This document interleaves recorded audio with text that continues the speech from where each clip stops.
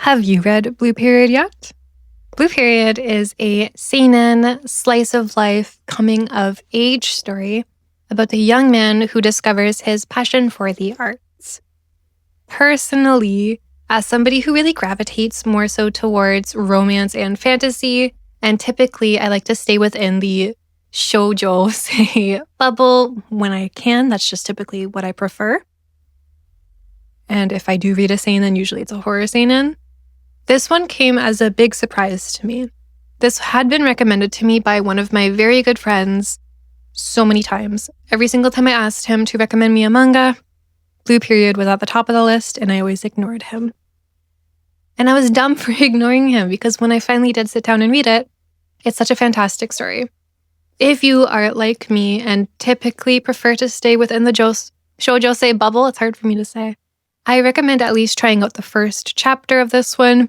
I'm sure there's a free sample online somewhere, a legal free sample, obviously, because I feel like the first chapter does do a very good job of kind of portraying what the overall story is about. And at least for me, it did a really good job of piquing my interest. I really needed to read on and see where this story went.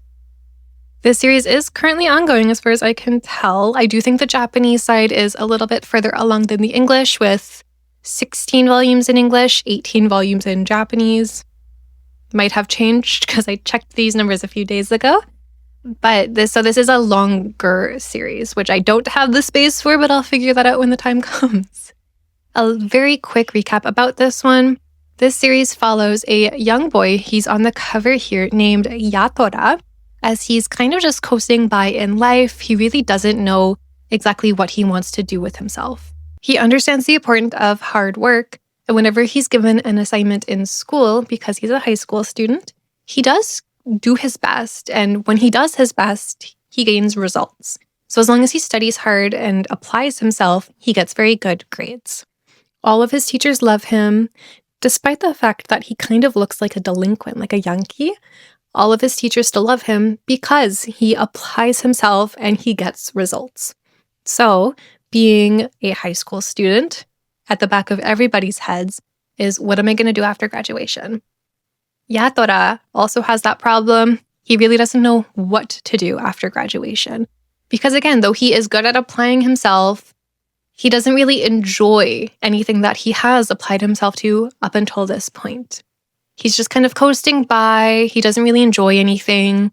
Like, he has fun hanging out with his friends, but again, at the back of his mind, he's not really feeling fulfilled. It's kind of like when he watches somebody play soccer and cheers for them for scoring the goal, he'll think, why am I cheering? Because I'm not the one that scored the goal.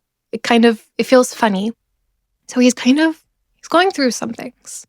One day at school, during art class, which is kind of a blow-off class, people take it as a bird course to get an easy A, he decides to try his best. And through trying something out in art and getting compliments, he was finally able to feel like, oh, like, I tried hard, and the people around me acknowledged that I tried hard, and I was able to communicate my feelings through art. And everybody else understood what I was trying to communicate. And it's that feeling of he really did accomplish something, he had fun doing it, and he loved looking at the result that made him realize, I love art. And thus begins really the overall story.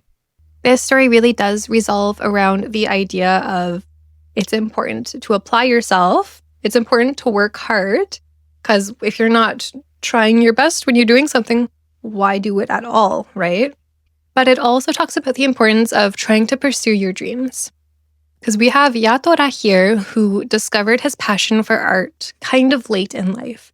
I guess when you're trying to become an artist, you do need to start usually at a younger age, is what's recommended. Apparently, I don't know, I'm not an artist.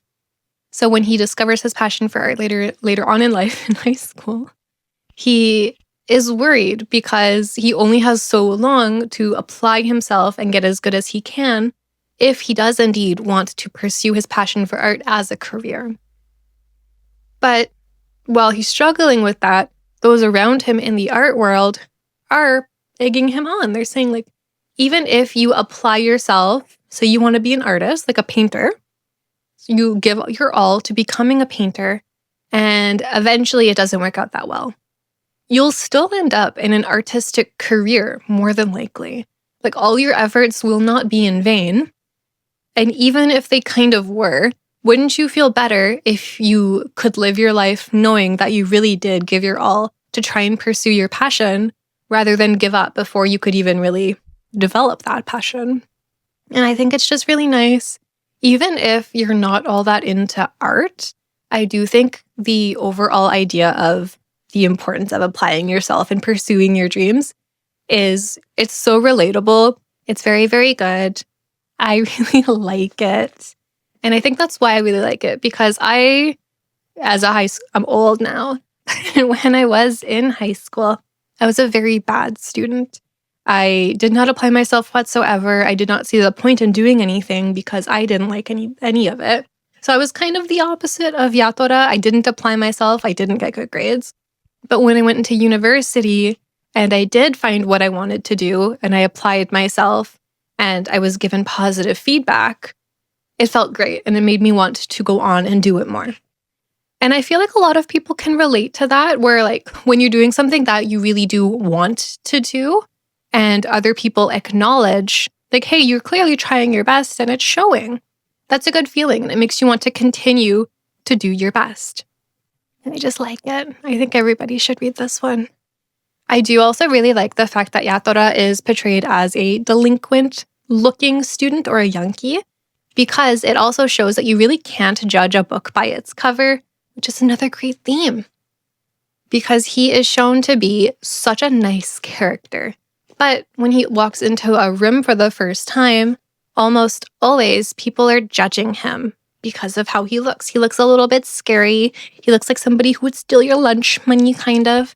When in actuality, that could not be further from the truth. He's the kindest person. And we know he's kind because he's shown to be friends with everybody in his class, even the people you might think he would bully in an alternate universe. And he's also very kind to everybody in the art club, which he later goes on about joining. And I like Yankee characters. Typically, when I read stories about Yankee characters, it's a romance story. So it was nice to see a non-romantic Yankee character that I really, really liked. Another theme that I really like in this one is we're introduced to a whole cast of people aspiring to be artists. Not everybody is kind, and not everybody does things the same way. And watching them all interact, where even though they all have the same goal in the end, which currently is to make it into an art school or university, they all have very, very different ways of going about it. Some people, slight spoilers for the first 2 volumes, because this is my impressions of it, some of the characters only have art. That's all they've had their whole life. That's all they've been able to focus on. While other characters like Yatora, again, discovered art later on in their lives. So they've been able to hone different things. Again, Yatora, whatever he puts his mind to, as long as he works hard, he can get good results, usually. Other characters we're shown have only applied themselves to the arts because they know that's all they want to do, and they have been knowing that that's all they want to do since a young age.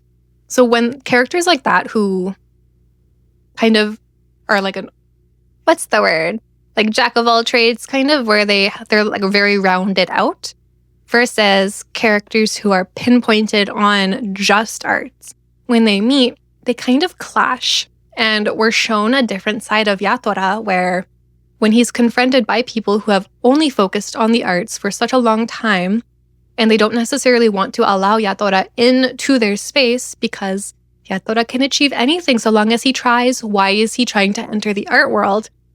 We're shown a different side of him. We're shown his passions, and it's very interesting because there is some conflict. He kind of has to fight for his space within the art world, and it's fun to watch because, again, as he is a really good guy, he's not a pushover. So we can watch him stand up for himself and prove a point to say, this is where I belong. Doesn't matter what you think. This is where I will. It's where I want to be, and it's where I am. And I like that. I wish I could have stood up for myself. I don't think I could stand up for myself as well as Yatora can. I find him like a role model. And then lastly, another part that I liked about this, I liked everything about this. But we are introduced to Yatora's parents in the first volume. And typically, I didn't have this problem, but I know quite a few people, like it's a known problem, where Yatora wanted to enter art university. In Japan, at least in this manga universe, art university is one of the most expensive universities all within Japan.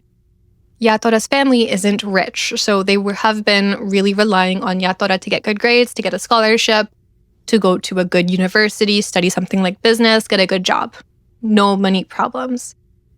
Because he wants to study art, can't really get an art scholarship. Art school is really expensive. When you graduate, you might not make all that much money, just depending on how things go. His father, when it's broken to him, is chill.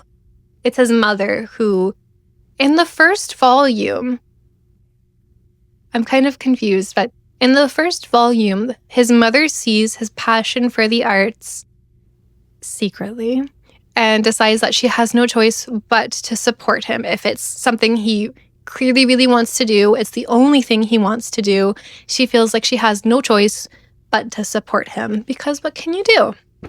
But in the second volume, we see a different side of her, and I'm not quite sure what happened in between the first and the second volume, but in the second volume, we see the mom really, like, she's having a difficult time coming to terms with the fact that her only son wants to go to art school, and she's decided in her head that he can study art at an adult education center after his normal university classes because he will be going to a normal university. And we're seeing her struggle with still trying to push him down the path that she wants him to go down, rather than allow him to go down the path that he wants to go down. And I feel like that's very relatable for a lot of people. And I really like how it's been done, even though there seems to be like a gap in between the first two volumes, because why did she go from supportive to unsupportive? But I feel like once she's come to terms with he's really serious about this, oh no, she's probably had a lot of time to think about everything that could go wrong, which is why she made the flip. At least that's what I'm deciding in my head. And Yatora has to kind of navigate these currents to convince his mom that he's serious about it and that he will be going through with it. And it's just nice. There's not a lot of comedy. Like, it's not a comic series, but it's also not all that dramatic. We're just kind of following Yatora and his passions. And it's watching him follow his passions that makes it so interesting, because it's nice to watch somebody do something that they love, even in manga form, I guess. It's just really good. If you haven't read Blue Period yet, I highly recommend you do, because it is such a good one. I think currently it's one of my favorite non-horror seinen series. I'm trying to think. I don't read all that much non-horror seinen. I do read sometimes fantasy, like Mushishi. But for slice of life, coming of age, I think this is my number one right now. It's very good.